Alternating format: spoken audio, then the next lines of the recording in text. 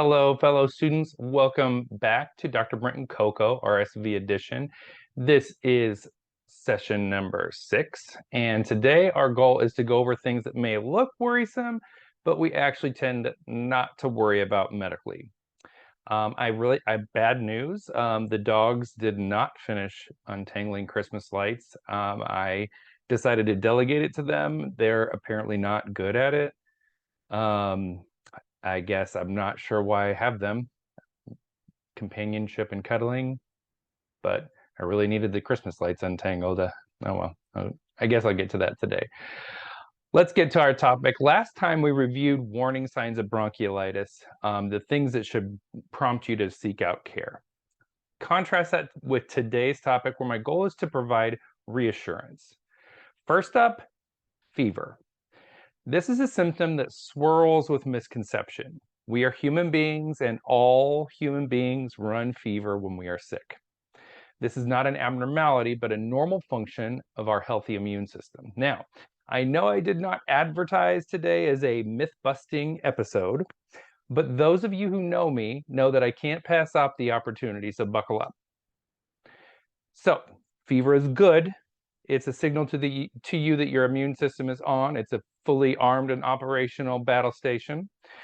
Fever is caused by release of immune chemicals like interleukin-1, interleukin-6, tumor necrosis factor beta, interferon alpha, many others. All of those are things that biochemistry experts love to study, but those are the chemicals inside of us that help to run a fever so that our immune system can fight. Can fever harm you? No.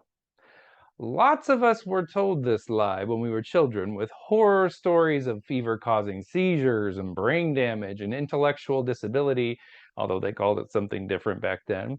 None of this is true. While 4% of children aged 6 months to 6 years are potentially prone to febrile seizures are benign. They stop on their own and don't cause any permanent harm. In addition, a febrile seizure doesn't get triggered by the height of the temperature, but how quickly it changes. In fact, the actual number in degrees doesn't mean much to us when caring for children. We care if they have fever or not, but the number isn't super helpful, nor is it necessary to break the fever or bring the number down. One exception would be infants under 3 months of age, but that's a special specific situation. We don't trust babies here. They are shifty and deceptive little boogers and can turn on you just like that, so we don't trust them. What do we care about, though? How your child looks, sounds, and feels. Bottom line, if your child feels warm or even has an elevated temp when you check, if they look and feel fine, leave that kid alone. If they don't feel well, treat them, even if they don't have a measured elevated temperature. For children over 3 months of age, a fever is not something that makes us necessarily nervous in pediatrics, outside of other issues. Next up, cough. So cough is annoying. It's an audible signal for illness. When a child has an incessant cough, it's a constant reminder that they are sick. It can keep them up at night and, by extension, keep you up at night, and it can keep them from feeding properly. They can even cough so much that they gag and vomit. Believe it or not, all of this is good, great even. Why? Well, think about how it feels when you have a bunch of mucus in your throat. Most adults will make that terrible sound in their throat, mobilize the phlegm and saliva in their mouth, and proceed to expectorate this bolus of badness to get rid of it. Basically, they're clearing the excess mucus from their own respiratory tract.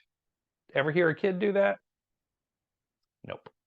They don't know how. So most times they'll swallow their secretions, but sometimes there's so much of it when they cough it up, they gag and vomit. We even have a fancy term for it, post-tussive emesis.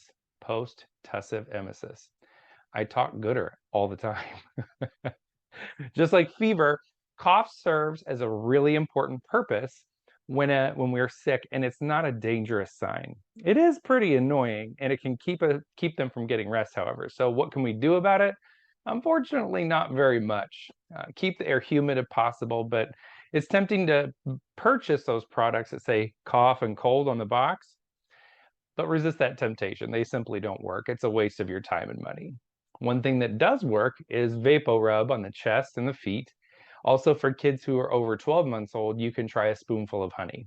Otherwise, their cough will improve as they clear more of that junk out of their respiratory tracts. Finally, pulse ox, that thing that they put on your finger that measures the percentage of oxygenated hemoglobin in your blood. I normally wouldn't include this, but I've seen so many parents stare at a monitor in their child's hospital room or next to their emergency department bed that I feel it warrants a mention. In addition, there are many products out there that are marketed to parents as home pulse ox monitoring. The first thing I want to mention is that pulse ox measurements aren't a math test. You aren't shooting for 100% for real, and there's not much difference between 93 and 100 in this situation. In fact, in kids, we really don't even bother considering intervening unless they're consistently below 90%, and even then, only if they don't come up on their own.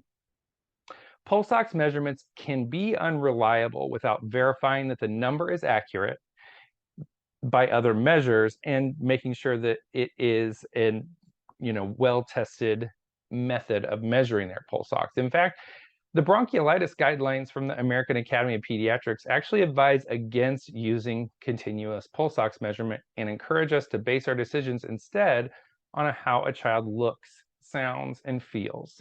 I'll talk more about how we evaluate kids when you bring them in a future video. I'm sure there are other symptoms that I could add here, but those were the big ones that I could think of. Feel free to add some in the comments if you think there are any others, or if I missed something that you're curious about. Now, I'm sure you probably still have some leftover turkey to get to, and I definitely have some Christmas lights to untangle, so I will leave you to it. Until next time, don't waste your money on that cough syrup, you animals. It tastes gross anyway. I'll see you soon.